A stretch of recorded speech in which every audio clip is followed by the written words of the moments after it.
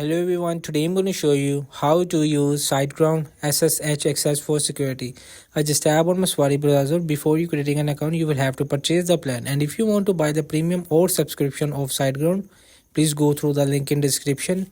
You will get a referral code from me, and after you will have to creating your account. So here are some tips for using SiteGround SSH access for security. Use SSH key pair. SiteGround uses key-based SSH authentication instead of a username and password. To use SSH access, you'll need to generate a new SSH key pair. So number one, go to the Site Tools, Development SS Key Manager. Then click Add New Generate. Enter a key name and a passphrase. And fourth, click Create. So the next step, save the private key, copy the private key and save it to a file on your local machine. Change file permissions, change the permissions of the saved file to more secure settings.